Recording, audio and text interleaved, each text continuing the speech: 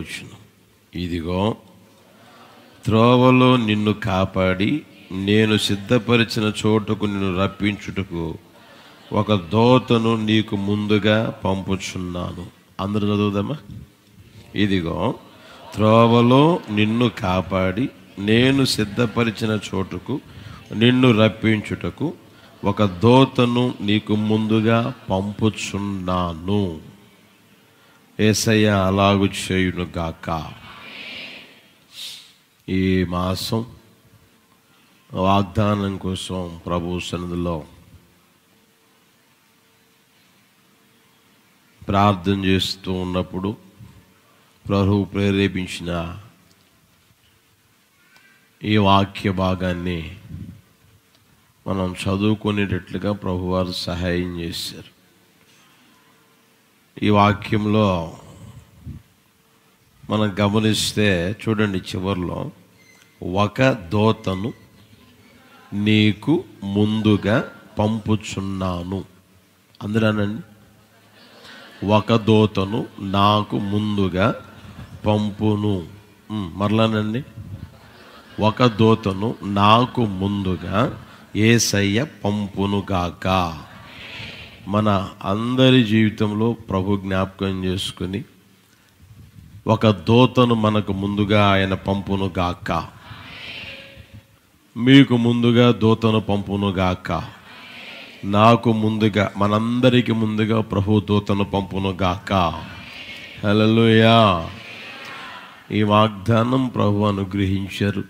ఈ వాగ్దానం నిశ్చయముగా మనందరి పట్ల యేసయ్య నెరవేర్చునుగాక, నిశ్చయముగా నెరవేర్చునుగాక. హల్లెలూయా. యాకోబు ఇంట్లో నుంచి బయలుదేరి వెళ్ళిపోయిన తర్వాత కొంతకాలం వాళ్ళ మామగారి దగ్గర ఉన్నారు. ప్రభు మాట్లాడి మరలా తన ఇంటికి తిరిగి తీసుకుని వస్తున్న ఆ రోజుల్లో ఒక మాట చూపిస్తాను చూడండి. 32వ అధ్యాయం, ఆదికాండం 32వ అధ్యాయం మొదటి 2 వచనాలు గమనించండి. చదువుతానంటే అందరూ చదవండి. యాకోబు తన త్రోవను వెళ్ళుచూ ఉండగా దేవదూతలు అతనిని ఎదుర్కొనిరి. యాకోబు వారిని చూచి ఇది దేవుని సేన అని చెప్పి ఆ చోటికి మహానయీము అని పేరు పెట్టాడు. యాకోబు తన మామగారితో మాట్లాడాడు, సమస్యను తొలగించుకున్నారు. మళ్ళీ తన మార్గంలో పడి వెళ్తూ ఉంటే దేవదూతలు ఆయన్ని ఎదుర్కొన్నట్లుగా దేవుని వాక్యం స్పష్టంగా తెలియజేస్తూ ఉంది. ప్రియమైన వాళ్ళరా, ఆ దేవదూతల్ని ఆయన చూశాడు. చూడడమే కాకుండా ఆయన కనుగొన్న ఆ పరిస్థితులు గమనించగలుగుతానే ఉన్నాం. ఎదుర్కొన్నారు. యాకోబు వారిని చూసేమన్నాడు, ఇది దేవుని సేన, దేవుని సేన అన్నాడు. ప్రియమైన వాళ్ళరా, ఆ రోజున యాకోబుని ఎదుర్కొన్న అదే దేవదూతలు నిశ్చయముగా మనల్ని ఎదుర్కొనును గాక, మనకు ముందుగా వెళ్ళును గాక.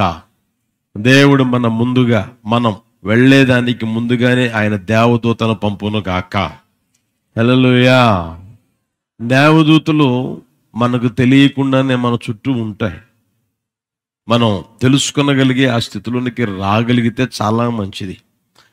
నువ్వు గ్రహించకపోయినా గ్రహించగలిగిన దేవదూతలు ఎల్లప్పుడూ మన చుట్టూనే ఉంటాయి. ప్రియమైన మనతోనే ఉంటాయి. మనకు తెలియకుండానే ఆ దేవదూతలు మనకి పరిచర్య చేస్తూ ఉంటాయి. దాన్ని మనం గుర్తెరగలగాలి. అందుకనే దేవుని వాక్యములు మనం గమనిస్తే దేవుని ప్రేమించు వారికి అనగా ఏమండి, ఆయన ప్రేమించు వారి కొరకు ఏవి సిద్ధపరిచాడో అవి కంటికి కనిపించవు, చెవికి వినపడవు, హృదయానికి గోచరం కావు. దేవదూతలు మన చుట్టూనే ఉంటాయి. ప్రియమైన వాళ్ళరా, అవి ఒక్కొక్క సందర్భంలో కనిపిస్తాయి, ఒక్కొక్క సందర్భంలో కనిపించవు. కనిపించకుండానే మన చుట్టూ అవి ఉండి మనకు పరిచర్య చేస్తూ ఉంటాయి అంటలో సందేహం ఏమీ లేదు. ప్రియమైన వాళ్ళారా, అనుమానం ఏమీ లేదు.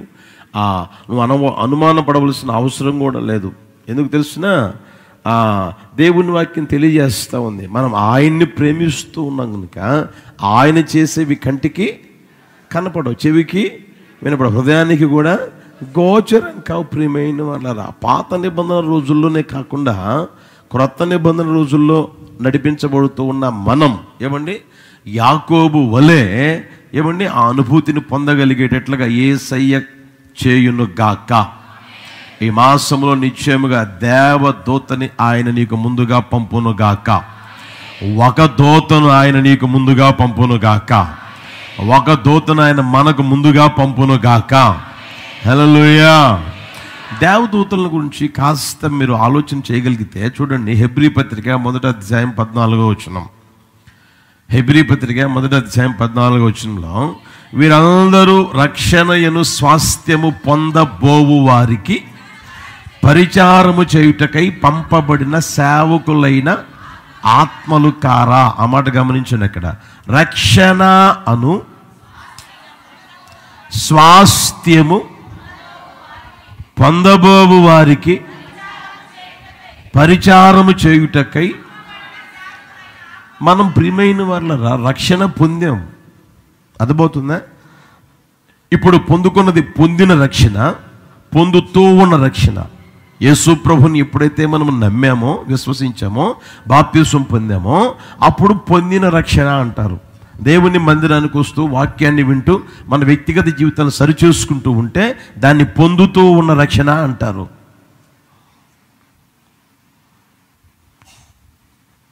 మైక్ దక్కించు.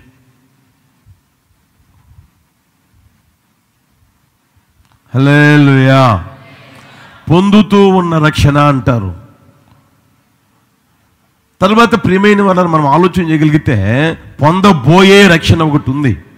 మీరు పేతురు మొదటి పత్రికలో 1వ అధ్యాయం 5వ వచనంలో తర్వాత ఇంటికి వెళ్ళిన తర్వాత చదువుకోండి. అక్కడ రాయబడిన మాట తెలిసిన కడవరి కాలమందు బయలుపరచబడుటకు సిద్ధముగా ఉన్న రక్షణ అంటే అది ఇంకా బయలుపరచబడలేదు. అందుకని ఇక్కడ రాయబడిన మాట తెలిసిన రక్షణ అమాట చూడండి, అక్కడ స్వాస్థ్యము పొందబోవు వారికి. ఇప్పుడు పొందున్నాము, పొందుతూ ఉన్నాము, పొందబోతూ ఉన్నాం. అర్థమవుతుందా? మనందరి కోసం దేవుడు ఏం చేశాడు అంటే దేవదూతల్ని ఆయన ఎప్పుడో కలుగు చేశాడు. నిన్ను నన్ను సృష్టించక మునిపే దేవదూతలను కలుగు చేశాడు. ఎందుకంటే రక్షణ అనే స్వాస్థ్యం పొందబోయే వారికి పరిచారము చేయుటకొని రాయబడింది. దేవదూతలు ప్రియమైన వల్ల మన చుట్టూ ఉంటాయి, అవి మనకు పరిచర్య చేస్తూనే ఉంటాయి. అది గుర్తెరుగుదము గాక.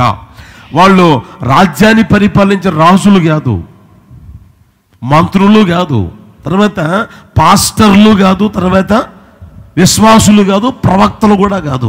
వాళ్ళు ఎవరంటే పరిచారము చేసేదానికి నిర్ణయించబడిన ఆత్మలు, పరిచారం చేసేదానికి నిర్ణయించబడిన ఆత్మలైన సేవకులు కారని రాయబడింది. ప్రియమైన వలన దాన్ని మనం గుర్తెరుగుదము గాక. 12వ అధ్యాయం హెబ్రీ పత్రిక 12వ అధ్యాయం 22వ వచనం కూడా చూడండి.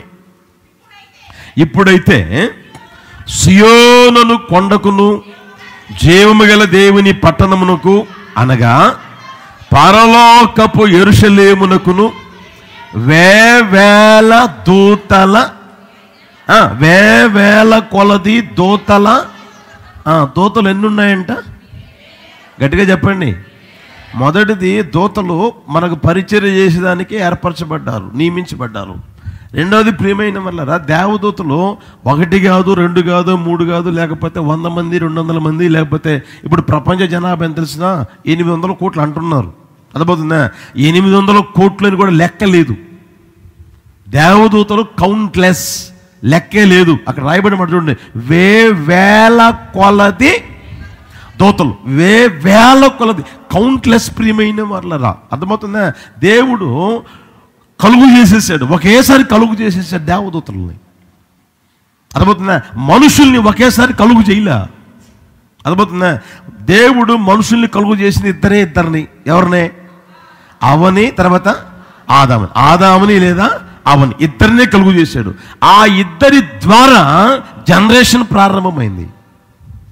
ఆ ఇద్దరి ద్వారా ఏమండి కుమారులు వచ్చారు, కుమార్తెలు వచ్చారు. ఆ తర్వాత జనరేషన్ ప్రారంభమైంది. ఇప్పుడు ప్రపంచంలో ఉన్న ఈ జనాభా అంతా ఎవరి ద్వారా వచ్చింది అంటే ఆ ఇద్దరి ద్వారానే వచ్చింది. అర్థమవుతుందా? దేవదూతలు అలా రాలేదు. అర్థమవుతుందా? దేవదూతలు అలా రాలేదు. ఒకేసారి ఆయన దేవదూతలు సృష్టించేసేసాడు, ఒకేసారి కలుగు చేసేసాడు. అర్థమవుతుందా? కౌంట్లెస్ వేల కొల దేవదూతలు కలుగు చేసేసాడు. అవి అలాగే ఉండి ప్రియమైన వాళ్ళరా నడిపించబడతా ఉంటాయి. దేవుడు ఏదైతే చెప్తా ఉంటా చేస్తూ ఉంటాయి. మనిషికి మరణం అనేది ఉంది, దేవదూతలకు మరణం లేదు. దేవదూతలకు మరణము లేదు, ఎప్పటికీ లేదు. అర్థమవుతుందా? మీరు ఇంకా అది గుర్తెరగాలనుకుంటే యోధాపత్రిక 6వ వచనం చూడండి. యోధాపత్రిక 6వ వచనం తీయండి. మరియు తన ప్రధానత్వమును నిలుపుకొనక తమ నివాస స్థలమును విడిచిన దేవదూతలను మహాదినమున జరుగు తీర్పు వరకు కటిక చీకటిలో బంధించి పెట్టాడు. నిత్య పాశాలతో ఆయన బంధించి పెట్టాడు. దేవదూతలకు మరణం లేదు. ఒకేసారి కలుగు చేయబడ్డ వేవేల దూతలు, వాటిలో ఏది చచ్చిపోయే స్థితి లేదు. మనకు అనుకోండి, పుట్టిన మనిషి చెప్పండి గిట్టగా తప్పదు. అర్థమవుతుందా? అది మనం గుర్తెరగలగాలి ప్రియమైన వాళ్ళరా. ఇంకా మీరు ఆలోచన చేస్తే చూపిస్తాను చూడండి. రాజుల 2వ పుస్తకం 19వ అధ్యాయం 35వ వచనం చూడండి. రాజుల 2వ పుస్తకం 19వ అధ్యాయం 35వ వచనం. ఆ రాత్రియే యెహోవా దూత బయలుదేరి అషూరు వారి దండుపేటలో వచ్చి 185,000 మందిని హతము చేసెను. ఎన్ని దేవదూతలు చెప్పండి గట్టిగా? ఒక్క దేవదూత 185,000 మందిని చంపేసింది. అంతే. ఆ దేవదూతల్ని ఎంత శక్తి కలిగిన వారుగా సృష్టించాడో గమనించండి. ఎంత అధికమైన శక్తి కలిగిన వారుగా కలుగు చేశాడో గమనించండి ప్రియమైన వాళ్ళరా. అంత శక్తి మనకుందా? చెప్పలేమండి. అంత బలం మనకుందా? అయితే దేవదూతల్ని ప్రియమైన వాళ్ళరా దేవుడు అధిక శక్తిమంతులుగా కలుగు చేశారు. ఆయన శక్తిహీనులుగా కలుగు చేయలేదు, కానీ అధిక శక్తిమంతులుగా కలుగు చేశారు. వాటిని ఎదిరించి ఎవడు బ్రతకలేడు. వేటిని? దేవదూతలను ఎదిరించి ఎవడు బ్రతకలేడు. ఈరోజు వరకు బ్రతకలేదు, ఇక మీద కూడా బ్రతకలేడు. లోకం ఉంటే, లోకం ఉన్నంత వరకు ఎవడు ఎదిరించలేడు, ఎదిరించి ఎవడు బ్రతకలేడు కూడా. అర్థమవుతుందా? దేవదూతలు మీరు గమనించండి. మీరు ఆదికాండం 19వ అధ్యాయం గమనించండి. అర్థమవుతుందా? ఎదిరిద్దాము, తీసుకుపోదాము, పట్టుకుందాము, పాడు చేద్దాం అనుకుని చేయగలిగారా? వాడిని ఎదిరించలేరు. ఎక్కడైనా మీరు గమనించండి ప్రియమైన వాళ్ళరా. అవి అధిక శక్తి కలిగిన వారిగా ప్రభువు సృష్టించాడు. వాటిని ఎదిరించి ఎవరు బ్రతకలేరు. ఇంకొక మాట కూడా చూపిస్తాను చూడండి. కీర్తనల పుస్తకం 103వ కీర్తన 20వ చరణం. 103వ కీర్తన 20వ చరణం. యెహోవా దూతలరా ఆయన ఆజ్ఞకు లోబడి ఆయన వాక్యం నెరవేర్చు బల శూరులారా ఆయనను.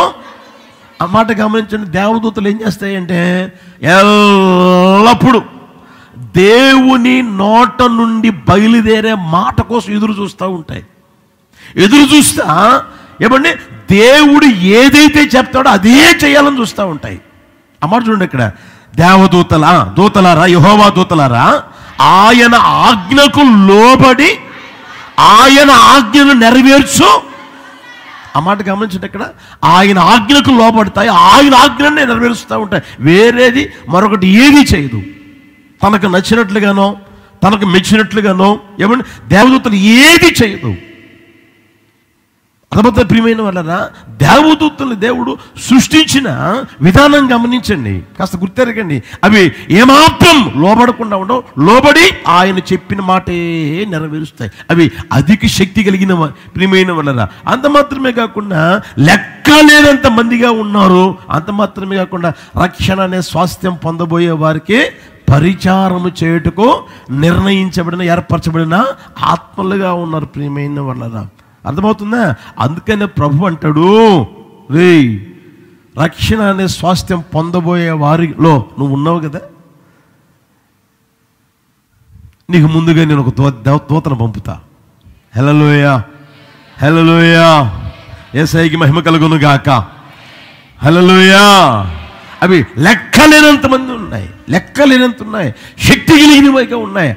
అర్థమవుతుందా? అలాంటి దేవదూతని, ఆయన ఆజ్ఞకు లోబడి ఆయన ఆజ్ఞ నెరవేర్చే దేవదూతల్ని ప్రభు అంటాడు, నీకు ముందుగా నేను పంపుతాను. యేసయ్యకి మహిమ కలుగును గాక. హల్లెలూయా. దేవుడు ప్రియమైన వాళ్ళరా మనుషుల్ని దూతల్లాగా సృష్టించలా. దేవుడు మనుషుల్ని దూతల్లాగా సృష్టించలేదు, దేవుని పోలికగా చేశాడు మనుషుల్ని. యేసయ్యకి మహిమ కలుగును గాక. మనం ఎవరమై అంటే దేవుని పోలిక. దేవదూతలు దేవుని పోలిక కాదు, దేవదూతలు దేవుని పోలిక కాదు. వాడికి శరీరం ఉండదు. అందుకని మీకు చూపించిన వాక్యంలో సేవకులైన ఆత్మలు కారా, ఆత్మలు కారా, అవి మనం గుర్తిరుగుదాము గాక. యేసు ప్రభు వారు ఈ లోకంలో ఉన్నప్పుడు ప్రియమైన వాళ్ళరా యేసు ప్రభుకి పరిచర్య చేసినట్లుగా దేవుని వాక్యంలో స్పష్టంగా వ్రాయబడి ఉంది.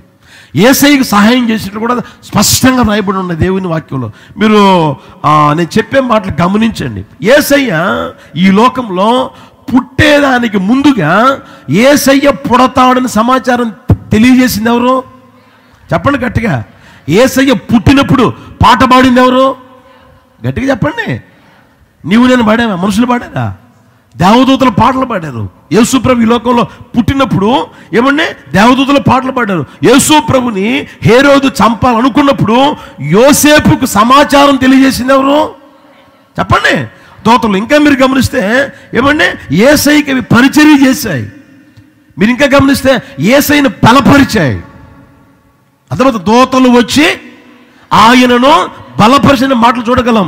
ఆ తర్వాత రాయిని పెడితే సమాధి మీద ఆ రాయిని పొర్లిచినెవరు? దేవదూతలు. ప్రియమైన వారు ఇలాగా మనం గమనిస్తే దేవదూతల పరిచర్యలు ఉన్నాయి. ఆ దేవదూతలు ప్రియమైన వారు ఆయన కలుగు చేశాడు కనుక ఆయన ఆ రోజున ఏమండి యేసయ్యకి పరిచర్య చేసేటట్లుగా చేసిన దేవాది దేవుడు. హల్లెలూయా, హల్లెలూయా. ఈ మాసంలో మనకు ముందుగా దూతను పంపును గాక. ఒక దూతను నీకు ముందుగా పంపును గాక. ఒక దూతను నాకు ముందుగా పంపును గాక. నువ్వు ఆఫీసుకి వెళ్తూ ఉన్నావా, నీ ముందు దూతను పంపును గాక.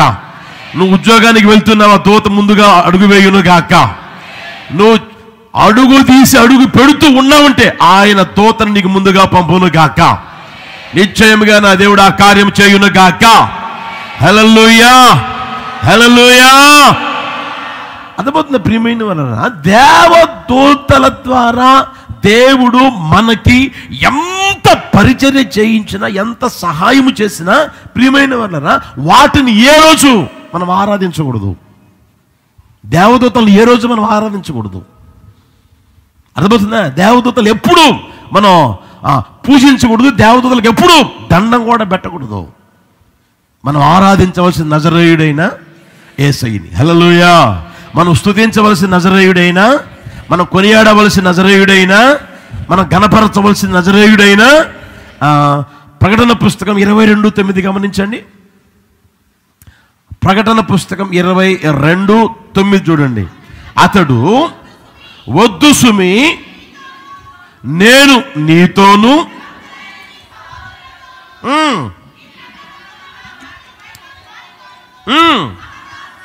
సహదాసుడను, దేవునికే నమస్కారము చేయుమని. పాపం ఆ పద్మాసు దీపములో పరవాసిగా ఉన్నప్పుడు దేవదూత ఆయన కనబడితే సమాచారం చెప్పిన తర్వాత ప్రియమైన వాళ్ళరా అమ్మో దేవుడు నా కోసం పంపించాడని ఆయనకి సాగిలపడి దండం పెట్టబోతా ఉన్నాడు.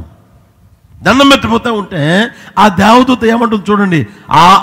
వద్దు, అతడు వద్దు సుమి, నేనును నీతోను ప్రవక్తలైన నీ సహోదరులతోనూ ఈ గ్రంథమందు ఉన్న వాక్యములను గైకొని వారితోనూ సమానుడును. నేనేమి దేవుణ్ణి కాదు. నువ్వు నమస్కరించవలసింది ఎవరికయ్యా అంటే ఇప్పుడు చెప్పండి, ఎవరికంట? దేవునికే, దేవునికే. హల్లెలూయా. దూతల ద్వారా ప్రియమైన వారరా ఏమండి నీకు ముందుగా పంపి ఎంత సహాయము చేపించినా, ఎంతగా నీ వ్యక్తిగత జీవితంలో ఆయన పరిచర్య చేయించినా సరే వాటికి నీ ఏమాత్రం మొక్కకూడదు. కానీ మనం నజరేయుడైన యేసయ్యకే మొక్కుదుము గాక, ఆయన్నే స్తుతించుదుము గాక, ఆయన్నే మహిమపరచుదుము గాక, ఆయన్నే కొనియాడుదుము గాక. హల్లెలూయా, హల్లెలూయా. మనం పంపిన వాడును స్తుతించాలి కానీ పంపబడిన దానిని, అర్థమవుతుందా? పంపింది ఎవరు? పంపబడింది ఎవరు? దేవదూత. అర్థమవుతుందా? పంపబడిందేమో దేవదూత, పంపిందేమో నజరేయుడైనా. అందుకని పంపబడిన దాన్ని కాదు మనం స్తుతించాల్సింది, కొనియాడాల్సిందే పంపిన వారిని స్తుతించుదుము గాక. హల్లెలూయా. అట్టి స్థితి యేసు నామమున మనందరి మీద కుమ్మరించును గాక. హల్లెలూయా. ఆ దేవదూతను పంపి ప్రభు చేసే గొప్ప కార్యాలని ఈ రోజున సమయాన్ని బట్టి మీకు తెలియజేస్తాను, జాగ్రత్తగా గమనించండి. ఆదికాండం 24వ అధ్యాయం 7వ వచనం. ఆదికాండం 24వ అధ్యాయం 7వ వచనం చూడండి. అందరు చదవండి. నా తండ్రి ఇంటి నుండి, నేను పుట్టిన దేశము నుండి నన్ను తెచ్చి నాతో మాటలాడి నీ సంతానమునకు ఈ దేశమునిచ్చేదనని ప్రమాణము చేసి నాతో చెప్పిన పరలోకపు దేవుడగు యెహోవా తన దూతను నీకు ముందుగా పంపును. అక్కడ నుండి నీవు నా కుమారునికి భార్యను తీసుకొని వచ్చెదవు. అబ్రహాముని దేవుడు పిలిచాడు, ఆశీర్వదించాడు, ఘనపరిచాడు, గొప్ప చేశాడు, చెప్పిన ప్రతి మాట నెరవేర్చాడు. ప్రియమైన వాళ్ళరా, అంతగా ఆశీర్వాదం పొందిన తర్వాత వయసు అయిపోతుంది కనుక కుమారుడు ఉన్నాడు కదా, ఇతగాడికి వివాహం చేద్దాము, భారం బాధ్యత ఉంది కదా అని వివాహ సంబంధాన్ని చూద్దామని చెప్పేసి ఆలోచన చేసుకుని ప్రియమైన వాళ్ళరా తన దగ్గర ఉన్న ఎలియాజర్ని పిలిచి, ఇదిగో ఈ భారం, ఈ బాధ్యత నీ చేతికి అప్పగిస్తా ఉన్నా, నీవేం చేయాలి అంటే నా కుమారునికి భార్యని తీసుకురావాలి. నా కుమారుడు వరుడైతే నా కుమారునికి వధువుని నీవు తీసుకుని రావాలి. ఈ భారం బాధ్యత నీ చేతుల్లో పెడతా ఉన్నాను అని అంటే, అయ్యా మరి నేను వెళ్తా ఉన్నాను, ఏదో మగబ్బాయి అయితే నాతో రాగలడు, ఆడమ్మాయి ఎక్కడ వస్తుందా, అమ్మాయి నాతో ఎట్లా వస్తుందయ్యా, ఇది జరిగేదేనంటయ్యా, ఇది కష్టం కదయ్యా అని అంటే ప్రియమైన వాళ్ళరా ఆ మాటకు ఆయన అన్న మాట గమనించండి. చూడండి, ఆ మాట గమనించిన, నా తండ్రి ఇంటి నుండి, నేను పుట్టిన దేశం నుండి నన్ను తెచ్చి నాతో మాట్లాడి నీ సంతానమునకు ఈ దేశం ఇచ్చేదనని ప్రమాణము చేసి నాతో చెప్పిన పరలోకపు దేవుడగు యెహోవా నన్ను పిలిచాడే, నన్ను ఏర్పరచుకున్నాడే, నన్ను తీసుకుని వచ్చాడు, విగ్రహారాధనలో నుంచి నన్ను తీసుకుని వచ్చాడే, నాకు ఈ స్థితిని ఇచ్చాడే, ఈ స్థానం ఇచ్చాడే, నన్ను గణపరిచాడే, హెచ్చించాడే, గొప్ప చేశాడే, ఆ పరలోకపు దేవుడు ఉన్నాడే, ఆయన నువ్వు వెళ్లే ముందే ఏం చేస్తాడు, దూతని పంపుతాడు. పో, నువ్వు వెళ్లే ముందు దూతను పంపుతాడు. పో, అక్కడి నుంచే నీవు నా కుమారునికి భార్యను తీసుకొని వస్తావు. ఈయన చూడండి ఎంత కాన్ఫిడెన్స్గా చెప్తా ఉన్నాడు ప్రియమైన వాళ్ళరా, ఎంత అచంచలమైన నమ్మకంతో ఎలా చెప్తున్నాడు గమనించండి. నిశ్చలమైన విశ్వాసంతో, స్థిరమైన విశ్వాసంతో ఎలా చెప్పగలుగుతున్నాడు, దృఢమైన విశ్వాసంతో ఎలా చెప్పగలుగుతున్నాడు చూడండి ప్రియమైన వాళ్ళరా. ఎప్పుడైతే ఆయనలో విశ్వాసం పెట్టుకొని, ఎప్పుడైతే కదిలించబడని విశ్వాసం ఉంచుకొని, స్థిరమైన విశ్వాసం ఉంచుకొని ఎప్పుడైతే ఆ మాట చెప్పాడో, చెప్పబడిన తర్వాత మనం గమనిస్తే ఇక మరుమాట మాట్లాడాల, ఎలియాజరు మాట్లాడాల, అలా బయలుదేరి వెళ్ళాడండి. ఆ తర్వాత అక్కడ చిన్న ప్రార్థన చేసుకున్నాడండి, అలాగే జరిగిందండి. ఆ ఇంటికి వెళ్ళాడండి, చూశాడండి, మాట్లాడుకున్నాడండి, ఆ తర్వాత తీసుకొచ్చేసాడు. హల్లెలూయా, అవునా కదా? సరే గమనించండి, అక్కడ మనం అర్థం చేసుకోవాల్సిన సత్యం ఏంటంటే ఆయన దూతను నీకు ముందుగా పంపి నీ విశ్వాసాన్ని సఫలపరచునుగాక. హల్లెలూయా. నువ్వు ఏదైతే నమ్ముతావో, ఏదైతే విశ్వసిస్తావో, ఏదైతే కోరుకుంటావో అదే నా యేసయ్య చేయునుగాక. నీకు ముందుగా పంపబడిన ఆ దూత వెళ్ళి ఏం చేస్తుంది అంటే నీ నమ్మకము చొప్పునే జరిగించునుగాక. హల్లెలూయా. దాన్ని నీ జీవితంలో గుర్తెరగలగాలి. ఈయన అంత నమ్మకంతో అంత విశ్వాసంతో ఎందుకు చెప్పాడు అని అంటే, గతంలో ఆయనకు అనుభవం ఉంది. కుమారుణ్ణి బలి అర్పించమని చెప్పినప్పుడు ఏమంటే ఆ పనివారిని అక్కడ పెట్టి వాళ్ళతో చెప్పిన మాట తెలిసిన, ఇదిగో నేను ఈ చిన్నవాడు. చెప్పండి, చూడండి ఆ మాట 22వ అధ్యాయం 5వ వచనం చూడండి. ఆదికాండం 22:5. తన పనివారితో, మీరు గాడిదతో ఇక్కడే ఉండండి, నేనును ఈ చిన్నవాడును అక్కడికి వెళ్ళి దేవునికి మ్రొక్కి మరలా మీ యొద్దకు వచ్చేదమని చెప్పి. 7వ వచనం చివరి చూడండి. చూడండి, నిప్పులను కట్టెల్లో ఉన్నవి కానీ దహన బలికి గొర్రె పిల్ల ఏది అని అడుగగా, అబ్రహాము, నా కుమారుడా, దేవుడే దహన బలికి గొర్రె పిల్లను. ఒకసారి గమనించండి, పనివారితో అంటాడు, మీరు ఎక్కడే ఉండండిరా, నేను ఈ చిన్నవాడు వెళ్ళి దేవునికి మ్రొక్కి బలి చెల్లించి మేము తిరిగి వస్తాము. అర్థమవుతుందా? ఈయన మనసులో ఉంది, దేవుడు నా కుమారుడే కదా కోరుకున్నది, నా కుమారుడిని నా చేతులతోనే కట్టేసి నా చేతులతో నరకాలి కదా అని తెలిసినా సరే ఆయన అన్న మాట తెలిసినా మేము తిరిగి వస్తాము. హల్లెలూయా, హల్లెలూయా. అలాగే దేవుడు చేశాడా లేదా? ఒకసారి గమనించిన ప్రియమైన వాళ్ళరా. అంత మాత్రమే కాదు, కుమారుడు అడిగాడు, ఏమని తెలిసినా, డాడీ కట్టెలు ఉన్నాయి, రాళ్ళున్నాయి, నిప్పు ఉంది, దహన బలి గొర్రెపిల్ల, దేవుడు ఏ చూసుకుంటాడు రా అన్నాడు. చూసుకోవడం లేదా?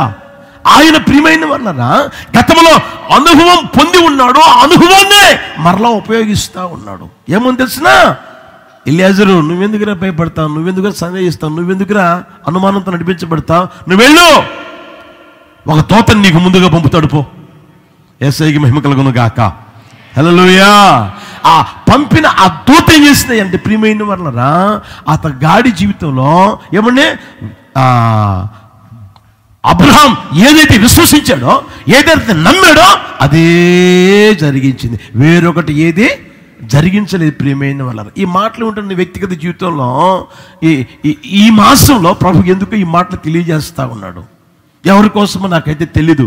నీ నమ్మిక చొప్పున నీకు జరుగును గాక, నీవు విశ్వసించిన చొప్పు నీకు జరుగును గాక, నీవు కోరుకున్నది నీకు అగును గాక. హల్లెలూయా, హల్లెలూయా. ఏ ఆశతో నా దేవుని సన్నిధికి వచ్చావో నాకు తెలీదు, ఏ కోరికతో నా దేవుని సన్నిధికి వచ్చావో తెలీదు, ఏ విశ్వాసంతో నా దేవుని దగ్గరికి వచ్చావో సహోదరుడా సహోదరి, అది నీకు తెలుసు, నిన్ను చూస్తున్న దేవునికి తెలుసు. కనుక నీ అంతరంగ ఎదలోతుల్లో దాగిన స్థితిని ఎరిగిన దేవుడు ఈరోజు చెప్తున్న మాట ఏంటంటే, నీకు ముందుగా దూతను నేను పంపుతాను. ఆ దూత ఏం చేస్తాయి అంటే, నీ విశ్వాసాన్ని సఫలం చేస్తుంది. నీ వ్యక్తిగత జీవితంలో నీ కార్యం సఫలపరచును గాక, నీవు కోరుకున్నట్టే జరుగును గాక. హల్లెలూయా. నీకు ఉండాల్సింది ఏందయ్యానంటే, ఇప్పుడు చెప్పండి, నీకేం ఉండాలి? విశ్వాసం ఉంచు, నమ్మకం ఉంచు. ప్రియమైన వాళ్ళరా, నా ప్రభు కార్యం చేయును గాక. ఆ ద్వితీయోపదేశకాండం 1వ అధ్యాయం 33వ వచనం గమనించండి. ద్వితీయోపదేశకాండం 1వ అధ్యాయం 33వ వచనం. రాత్రి అగ్నిలోను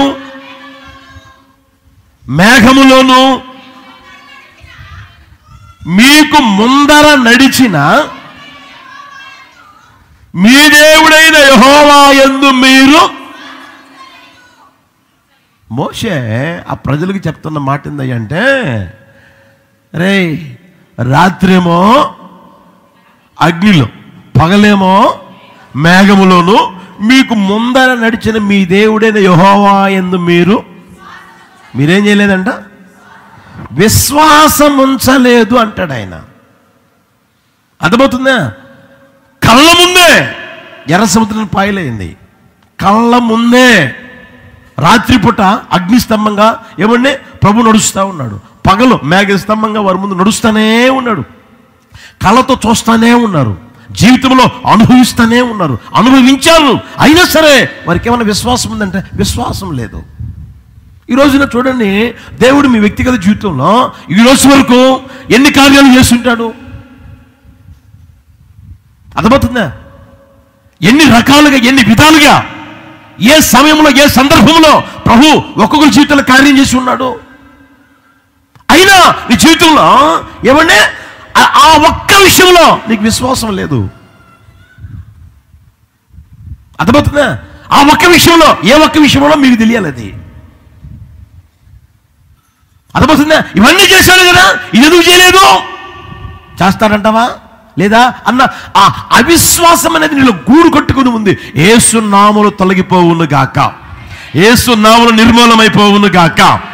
కనుక ప్రియమైన వాళ్ళరా, ఏ విషయంలో అయితే నీలో అవిశ్వాసం చొచ్చుకుపోయిందో, ఏ విషయం అయితే నీ వ్యక్తిగత జీవితంలో విశ్వాసం లేకుండా ఉందో, ఆ విషయంలో నువ్వు విశ్వాసం ఉంచగలిగితే నీకు ముందుగా పంపిన దూత కార్యం సఫలం చేయును గాక, నీ విశ్వాసాన్ని ఘనపరచును గాక. హల్లెలూయా. నీవు కోరుకున్నట్లుగానే ప్రభు చేయును గాక.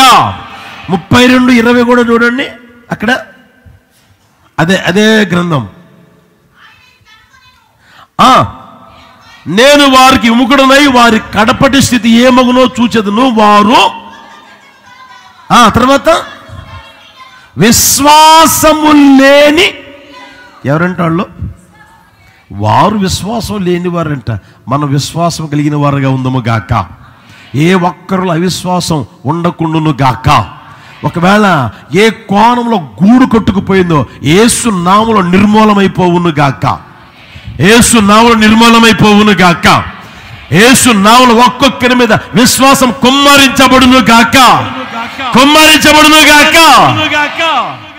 ఆయన దూతను పంపి ప్రియమైన వాళ్ళరా, నీ విశ్వాసాన్ని ఘనపరచును గాక. అబ్రహాం విశ్వాసాన్ని ఘనపరిచిన దేవుడు నిన్న నేడు నిరంతరం ఏకరీతిగా ఉన్నాడు కనుక ఆయన నీ విశ్వాసాన్ని ఘనపరచును గాక. రాజుల 2వ పుస్తకం 18:5 చూడండి. రాజుల 2వ పుస్తకం 18:5. అతడు ఇశ్రాయేలీయుల దేవుడైన యెహోవా యందు ఏం చేశాడంట? విశ్వాసముంచినవాడు. అతడు ఇశ్రాయేలీయుల దేవుడైన యెహోవా యందు విశ్వాసముంచినవాడు. అతని తర్వాత వచ్చిన యోధా రాజులలోను, అతని పూర్వీకులైన రాజులలోను అతనితో సమమైన వాడు. అంటే దేవుని మీద విశ్వాసం ఉంచుటలో అతనితో సమమైన వాడు ఒక్కడు లేడంట. ముందున్న రాజుల్లో కానీ తర్వాత వచ్చిన రాజుల్లో కానీ ఆయన వలె దేవుని మీద ఆనుకున్నవారు, ఆయన వలె దేవుని యందు విశ్వాసం ఉంచిన వారు ఒక్కరూ లేరంట. ఆ విధమైన స్థితిలోనికి ప్రభు తీసుకుని వచ్చును గాక. ఆ విధమైన స్థితిలోనికి ఒక్కొక్కరు వచ్చుదురు గాక. ఎప్పుడైతే ఆ స్థితిలోనికి రాగలుగుతారో ప్రభు అంటాడు, అరే నీకు ముందుగా పంపిన దూతుందే, నీ విశ్వాసాన్ని ఘనపరుస్తుంది పో, నీ విశ్వాసాన్ని ఘనపరుస్తుంది పో. హల్లెలూయా. బైబిల్లో మనందరికీ బాగా పరిచయం. 12 సంవత్సరాల నుంచి ఏమండి రక్తస్రావంతో బాధపడుతున్న ఆ తల్లిగారు యేసు ప్రభు దగ్గరికి వెళ్ళి వస్త్రపు చెంగును ముడితే బాగుపడతాను అని అనుకున్నదో లేదు, వెళ్ళింది, వస్త్రపు చెంగును ముట్టింది. దేవుడు ఏమన్నాడు? నీ విశ్వాసం నిన్ను, హల్లెలూయా, దయ్యం పట్టి బహుబాధపడుతూ ఉంటే ఆమె కుమార్తె యోసేపు దగ్గరికి వచ్చింది. ఆమె ఆ తల్లి వచ్చి, అయ్యా నా కుమార్తె ఎందుకు కనికరాన్ని చూపురా, పిల్లల కోసం అమ్మ నేను రొట్టెని తెచ్చింది, కుక్క పిల్లల కోసం కాదు. అయ్యా పిల్లలనయ్యా కాదనట్లేదు, భోజనపు బల్ల మీద కూర్చొని తింటా ఉంటే కిందకు పడుతుంది కదయ్యా, రొట్టె ముక్క పడుతుంది కదా, అదైనా కుక్క పిల్ల కదా తినేది. నీ విశ్వాసము స్వస్థపరచునుగాక. హల్లెలూయా. నువ్వు కోరుకున్నట్లే నీకు అగునుగాక. నా దేవుడు ఆ కార్యము చేయునుగాక. హల్లెలూయా. నిన్ను ప్రేమించిన దేవుడు ఈ మాటలు తెలియజేస్తున్నాడు. ప్రియమైన వాళ్ళారా, నిశ్చయముగా నా దేవుడు ఈ వాగ్దానం ఈ మాసంలో ఒక్కొక్కరి పట్ల నెరవేర్చునుగాక. 2వ మాట చెప్తాను చూడండి. దానియేలు పుస్తకం 6వ అధ్యాయం 22వ వచనం. దానియేలు పుస్తకం 6వ అధ్యాయం 22వ వచనం. నేను నా దేవుని దృష్టికి నిర్దోషినిగా కనబడి తిని గనుక ఆయన తన దూత నంపించి సింహములు నాకు ఏ హాని చేయకుండా వాటి నోళ్ళు, హల్లెలూయా చెప్పండి బిగ్గరగా అందరూ, చేతులెత్తి చేతులుపుతూ హల్లెలూయా. ఆ మాట గమనించిన ప్రియమైన దానియేలు స్పష్టంగా చెప్తా ఉన్నాడు. ఏమని తెలిసిన? నేను నా దేవుని దృష్టికి నిర్దోషిగా కనబడుతుంది కనుక ఆయన తన దూత నంపించి సింహములు నాకు ఏ హానియు చేయకుండా దేవుడు ఏం చేశాడంట? వాటి నోళ్ళు ఏం చేశాడంట? మోయించాడంట. వాటి వెనకబడి చంపినోళ్ళు ఉన్నారు. ఎవరో చెప్పండి. దావీదు ఉన్నాడు. గొర్రె పిల్లని తీసుకుపోతా ఉంటే పరిగెత్తి పరిగెత్తి పరిగెత్తి పట్టుకుని దాన్ని చంపాడు. గొర్రె పిల్లని సంపాదించుకున్నాడు. అర్థమవుతుందా? అంత మాత్రమే కాదు, సంసోను కూడా ఏం చేశాడు? చెప్పండి గట్టిగా. సింహాన్ని ఏం చేశాడు? చీల్చాడా? ఒకడు మేక పిల్లని చీల్చేశాడు, చంపేసాడు. అర్థమవుతుందా? ఇక్కడ మీరు గమనిస్తే సింహాల, గట్టిగా చెప్పండి, నోళ్ళని నీవు పోయి ఏయ్ సింహమా నోర్ముయ్ అంటే మోసదా? చూస్తాను చెప్పొచ్చుగా, మోసదా? ట్రై చేయండి పోయి. ఎటువంటి ట్రై చేస్తే నువ్వు నా దగ్గరికి వచ్చేంత పోటుగానివే, నన్ను నోరు మూయమంత పోటుగానివే అని ఏం చేస్తుంది? ఆ మధ్య చూడలేదా? జూలో ఏం చేసింది? అది చంపేసింది ప్రియమైన వాళ్ళరా. దాన్ని ఎవడు ఆపలేడు, దాన్ని ఎవడు స్వాధీనం చేసుకోలేడు. అర్థమవుతుందా? అలవరుచుకొని మేము అదేదే సింగపూరు తర్వాత బ్యాంకాక్ పోయినప్పుడు వాటికి తిండి పెట్టకుండా ఏమంటే ఇలా ఉన్న వాటిని ఇలా చేసేసి ఆ తర్వాత చేతుల్లో ఏమంటే కరెంటు ఉండే కడ్డీ పట్టుకొని వాటిని ఏం చేసిన సర్కస్లో ఆడిస్తూ ఉంటారు. ఆ విధంగా కూడా చేసుకోవాల్సింది. కానీ దాని దగ్గరికి వెళ్ళి నోర్లు మూసేంత సీను ఎవరికి లేదు ప్రియమైన వాళ్ళరా. చూడండి, ఎప్పుడైతే దానియేలుని ఆ సింహం పోలు పడవేశారో ఏమంటే ఈయన పడవేసేదానికి ముందే దేవుడు ఏం చేశాడంటే దూతను పంపి, గట్టిగా చెప్పండి, సింహపు నోళ్ళని మూయించేశాడు ప్రియమైన వాళ్ళరా.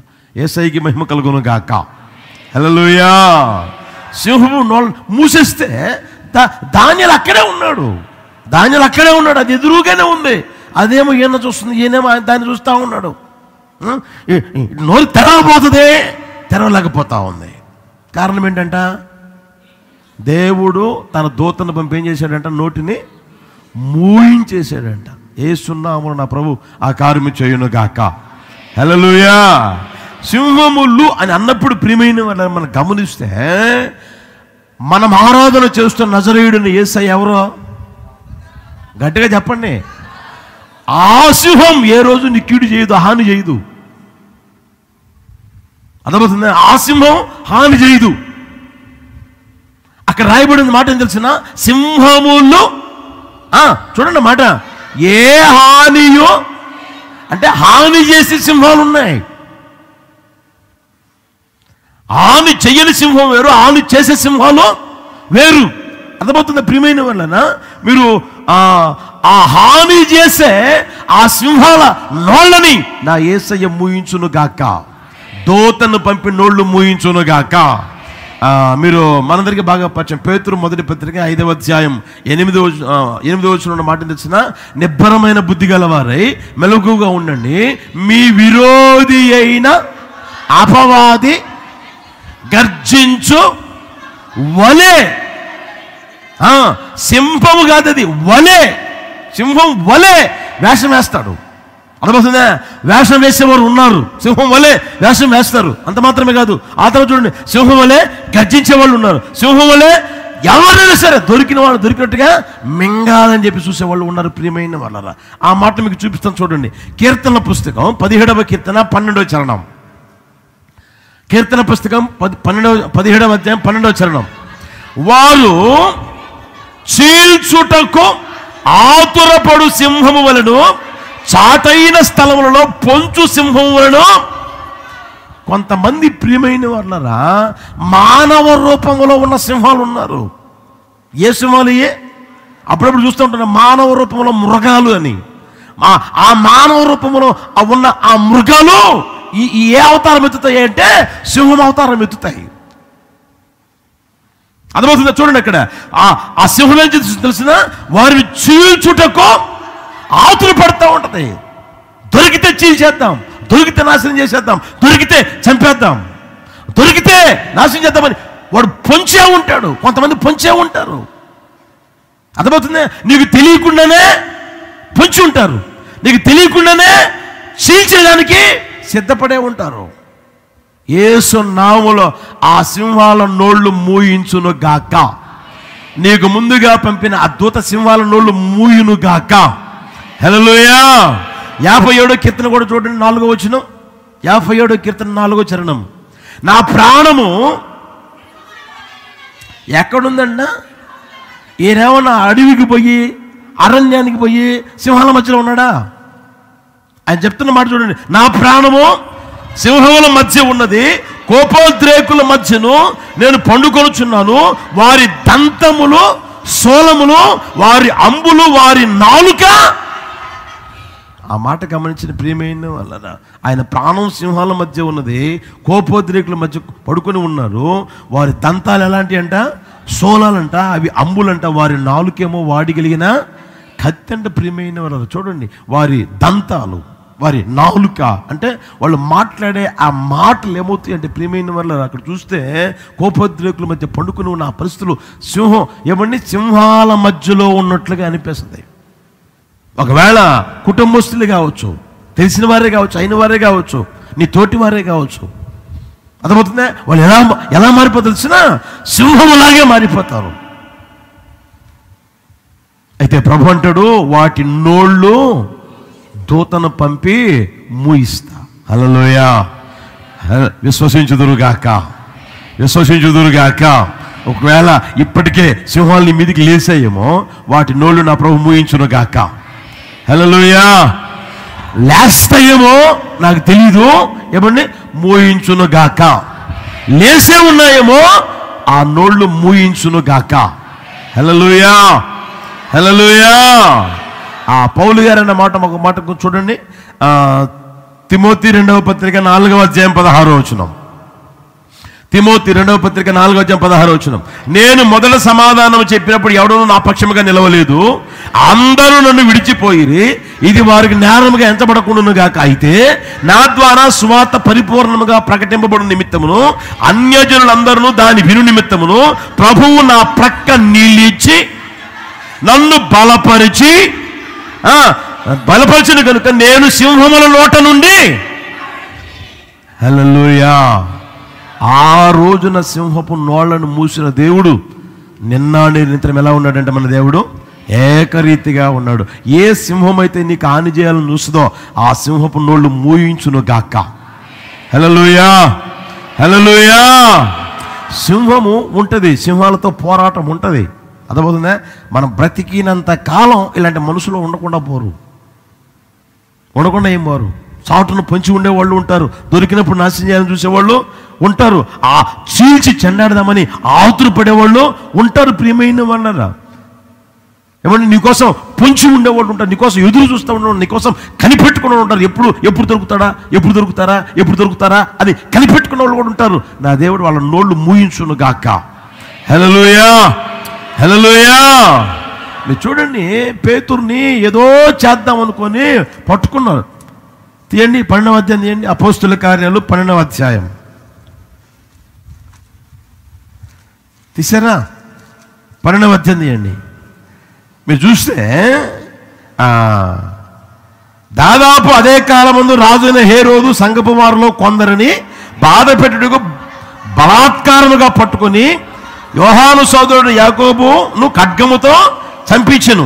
ఇది యూదులకు ఇష్టమైన కార్యం తెలుసుకుని పేతురును కూడా పట్టుకున్నాడు. పట్టుకోవడమే కాదు, పట్టుకొని చెరసాల్లో వేయించి పస్కా పండుగని పిమ్మట ప్రజలతో అతను తేవాలని ఉద్దేశించి కావలి ఉండుటకు నిర్ణయించాడంటే, అది గతంలో వాడిని చంపేస్తాం కదా, ఈయన్ని కూడా చంపేద్దాం, అది ఇష్టమైన కార్యం కదా, చంపేద్దాం అని అనుకుని తీసుకుపోయి పడవేశారు. ప్రియమైన వాళ్ళు అయితే దేవుడు దూతను పంపి ఏం చేశాడు అంటే, మీరు 11వ వచనం గమనించండి. పేతురుకు తెలివి వచ్చి ప్రభువు తన దూతను పంపి హేరోదు చేతిలో నుండి యూదులను ప్రజలు నాకు చేయనుద్దేశించిన వాటన్నిటి నుండి నన్ను తప్పించి, హల్లెలూయా, ఆ సింహాల బారి నుండి తప్పించిన దేవుడు నిశ్చయముగా తప్పించును గాక, నిశ్చయముగా సింహాల నోళ్లు మూయించును గాక. ఎవరెవరైతే నీకు విరోధంగా పోగొతున్నారో యేసు నామములో వాళ్ళ నోళ్ళు మూయించును గాక. ఎవరెవరైతే విరోధంగా మాట్లాడుతున్నారో, నీకు విరోధంగా మాట్లాడుతున్నారో వారి నోళ్ళు ప్రభు మూయించును గాక. నోరు మూయించును గాక. పంపబడిన ఆ దూత నోళ్ళు మూయును గాక. హల్లెలూయా. మీరు ఇంకా ఆలోచన ప్రియమైన వాళ్ళరా, షడ్రక్ మెషక్ అబేద్నెగోలని చంపాలని చెప్పి చూశారు. అయితే దేవుడు ఏం చేశాడు? దూతను పంపి ఏం చేశాడంట? వాళ్ళందరినీ కాపాడు, వాళ్ళందరినీ రక్షించాడు. యేసయ్యకి మహిమ కలుగును గాక. హల్లెలూయా. ఇంకా మీరు చూడండి దినవృత్తాంతముల 2వ పుస్తకం 32:21. 32:21. యెహోవా ఒక దూతను పంపెను, అతడు అష్షూరు రాజు దండులోను పరాక్రమశాలందరినీ, సేనా నాయకులను, అధికారులను నాశనం చేయగా అష్షూరు రాజు అప్పటి వరకు ప్రగల్భాలు పలికాడు. అప్పటి వరకు నోటుకొచ్చినట్టుగా మాట్లాడాడు.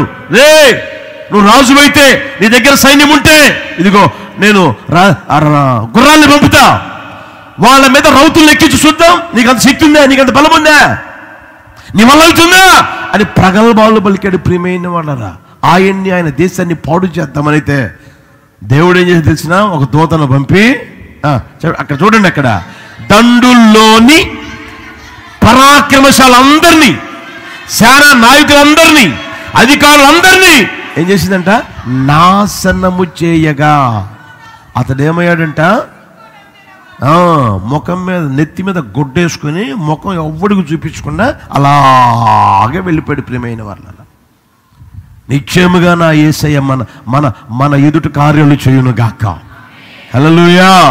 అందుకని ఆయన అంటాడు, ఏమండి, ఎవరో నీకు విరోధంగా లేస్తూ ఉన్నారు, ఎవరో నీకు విరోధంగా శత్రువులు గుమ్ము కొడతా ఉన్నారు, ఏమండి, ఎవరో నోటికొచ్చినగా మాట్లాడుతూ ఉన్నారు, ఎక్కడో మాట్లాడుతున్నారు, వారి నోళ్ళు మూయించును గాక. యేసు నామములో వారి నోళ్ళు మూయించును గాక. హల్లెలూయా. హల్లెలూయా. మానవ రూపంలో, చెప్పండి, ఉన్న సింహాలు, మానవ రూపంలో ఉన్న సింహాలు ఇవి. మానవ రూపంలో మనుషులు కాదు, సింహాలు. ఆ సింహాలు నోళ్ళు నా యేసయ్య మూయించును గాక. ఇంకో మాట చూపిస్తాను చూడండి, నిర్గమాకాండం 23:20. త్వరగా నిర్గమాకాండం 23:20. ఇదిగో త్రోవలో నిన్ను కాపాడి నేను సిద్ధపరిచిన చోటుకు నిన్ను రప్పించుటకు. అందరూ హల్లెలూయానండి, గట్టిగా చెప్పండి, చేతులుపుతూ చెప్పండి, హల్లెలూయా. ఆ మాట గమనించారు. ఎక్కడ? నిన్ను కాపాడమే కాదు, తర్వాత నేను సిద్ధపరిచిన చోటుకు నిన్ను రప్పించేదానికి ఒక దూతను పంపుతా.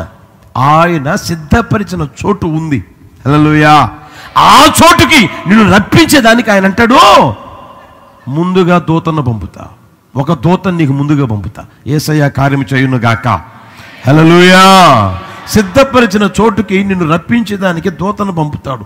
ఏమండి, దూతను పంపుతాను అని ఎందుకన్నాడంటే, ప్రియమైన వాళ్ళరా, సిద్ధపరిచిన చోటుకి దూతను ఎందుకు పంపుతాడంటే, సిద్ధపరిచిన చోటుకి మనల్ని రప్పించేదానికి. ఎవరికి చెప్పాడు ఈ మాట అని అంటే, అక్కడ చూడండి, హెబ్రీయుడుగా ఉన్న వానికి, హల్లెలూయా, ఇశ్రాయేలుడైన వానికి ఆ మాట చెప్పడం మనం గమనించగలుగుతా ఉన్నాం. ఈ ఇశ్రాయేలీయులైన లేదా హెబ్రీయులైన ప్రియమైన వాళ్ళరా, వీరు సామాన్యమైన వారేం కాదు, సామాన్యమైన రాజు దగ్గర లేరు.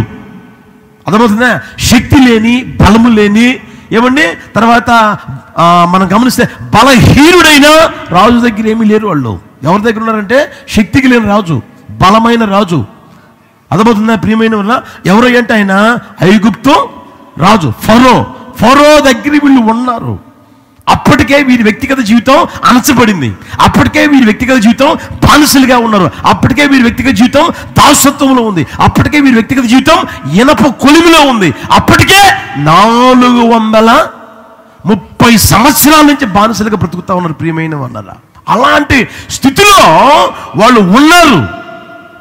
అర్థమవుతుందా? వాళ్ళతో ప్రభు అంటున్న మాట ఏంటంటే, మీకు ఒక స్థలము సిద్ధపరిచాను. హల్లెలూయా.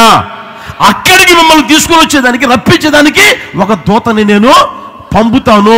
ఆ పంపబడిన ఆ దూత ఏం చేస్తా తెలిసినా, వాడు ఎంత శక్తి కలిగిన వాడైనా సరే, ఎంత కాలం నుంచి మీరు బానిసలుగా ఉన్నా సరే, ఎంత కాలం నుంచి ప్రియమైన వాళ్ళరా మీ వ్యక్తిగత జీవితంలో ఆ స్థితిలో ఉన్నా సరే, ఆ దూత నిన్ను సిద్ధపరిచిన చోటుకు రప్పించును గాక. హల్లెలూయా. చూడండి, వీళ్ళు మామూలుగా ఆ బానిసలుగా ఉండాలని పోయిన వారు కాదు. అక్కడ కరువు వస్తే, ఆహారం లేకపోతే అక్కడ ఆహారం ఉంది కదా అని ఆహారం కోసం వెళ్ళిన వారు. ఆహారం కోసం వెళితే అక్కడ రాజ్యాన్ని పరిపాలిస్తున్నది ఎవరు? చెప్పండి, వీళ్ళ సహోదరుడు. అర్థమవుతుందా? యోసేపు రికమెండేషన్ మీద వీళ్ళు వెళ్ళారు, ఉన్నా కదా? యోసేపు రికమెండేషన్ ఉన్నా ప్రియమైన వాళ్ళరా, తర్వాత రోజుల్లో వాళ్ళ జీవితం ఎలా మారిపోయింది సార్? బానిసలుగా మారిపోయారు. యోసేపు ఉన్నంతకాలం బాగానే ఉంది, యోసేపు ఉన్నంతకాలం సమృద్ధి అనుభవించారు, యోసేపు ఉన్నంతకాలం ఆనందంగా సంతోషంగా సమాధానకరమైన జీవితం వారు జీవించారు. యోసేపు ఎప్పుడైతే చనిపోయారో తర్వాత వారి జీవితం ఏమంటే దారుణంగా మారిపోయింది, బానిసలుగా మారిపోయారు. అర్థమవుతుందా? ఒకప్పుడు బాగా బ్రతికిన నీ జీవితం తర్వాత బానిసలుగా మారిపోయిందా? ఒకప్పుడు ప్రియమైన వారి ఉన్నతమైన స్థితిలో ఉన్న నీ జీవితం బానిసలుగా మారిపోయావా? ఒక మనిషికి బానిసగా మారిపోయావా? ఒక అలవాటుకి బానిసగా మారిపోయా? లేదా ఒక ప్రాంతంలో బానిసగా మారిపోయావా? కొంతమంది చూడండి, ఏమంటారు తెలిసిన, ఈ ఉద్యోగమే నా బతుకు, ఇదన్నా పర్మనెంట్ అయితే చెప్పండి గట్టిగా చాలు. ఇప్పుడు ఈ ఉన్న చిన్న స్థలం నాకు వచ్చిన చాలు, ఈ చిన్న ఇల్లు ఉన్న నాకు సొంతగా మారిన చాలు అని ప్రియమైన అనుకుంటా ఉంటారు. అర్థమవుతుందా? ఇక దాని విషయంలో అలాగే నడిపించబడతా ఉండడమే ప్రియమైన వారు. అందుకని వాళ్ళు కూడా చూడండి, 430 సంవత్సరాల నుంచి ఇక్కడే ఉంటే ఏమండి, ఇదే మా సొంతం కాల, ఇదే మేము హక్కుదారులుగా మారలేదు, దీనికే మేము హక్కుదారులుగా మారలేదు, ఇక మరలా స్థలం కూడా సిద్ధపరిచాడా? మాకు స్థలం సిద్ధపరిచాడా అని అన్న ఆ అపోహల మధ్యలో వారి జీవితం నడిపించబడతా ఉంటే దేవుడు అంటాడు, త్రోవలో నిన్ను కాపాడి సిద్ధపరిచిన చోటుకు చెప్పండి రప్పించేదానికి దూతను పంపునుగాక. హల్లెలూయా. నిశ్చయముగా నీ వ్యక్తిగత జీవితంలో కూడా ఇలాంటి పరిస్థితుల మధ్య నడిపించబడుతూ ఉన్నావా? నా ప్రభు అంటాడు, నీకు నేను సిద్ధపరిచింది ఉంది. హల్లెలూయా. విశ్వసిస్తున్నారా? నా దేవుడు సిద్ధపరిచింది ఉంది, సిద్ధపరిచిన స్థలము ఉంది, సిద్ధపరిచిన ఇల్లు ఉంది, సిద్ధపరిచిన ఉద్యోగము ఉంది, సిద్ధపరిచిన వ్యాపారము ఉంది. నా దేవుడు ఆ చోటుకి నిన్ను రప్పించును గాక. హల్లెలూయా.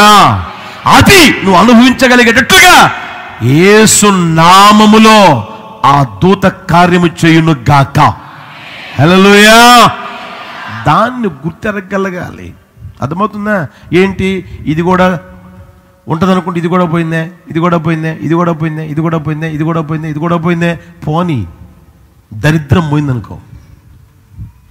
హల్లెలూయా. హల్లెలూయా. అర్థమవుతుందా? దేవుడు సిద్ధపరిచింది, అది నా దేవుడు ఇచ్చును గాక, అది నా దేవుడు దయచేయును గాక, అది అనుభవించగలిగేటట్లుగా ఆయన దూతను పంపి కార్యము చేయును గాక. హల్లెలూయా. ఈ మాటలు ఉంటుంది వ్యక్తిగత జీవితంలో ప్రభువు తెలియజేసిన మాట ఒకసారి గుర్తెరుగు సహోదరుడు, సహోదరి. అందుకని నేను అంటాడు, నీకు ముందుగా నేను ఒక దూతని పంపుతాను. ఆ పంపబడిన దూత ఏం చేస్తాయి అంటే నీ విశ్వాసాన్ని కనపరుస్తుంది. అంత మాత్రమే కాకుండా సింహములు ఏ హాని చేయకుండా ఆయన ఏం చేస్తాడు? నోళ్ళని మూసివేస్తాడు. అంత మాత్రమే కాకుండా ప్రియమైన సిద్ధపరిచిన చోటికి ఆయన నిన్ను రప్పించును గాక, రప్పించును గాక. ఈ మాటలు ఒక్కొక్కరి గుండెలు నీరుకట్టి ఫలింప చేయును గాక. ఈ వాగ్దానం ఒక్కొక్కరి జీవితం నెరవేర్చును గాక. లేచినప్పుడు ప్రార్థన చేసుకుందామా?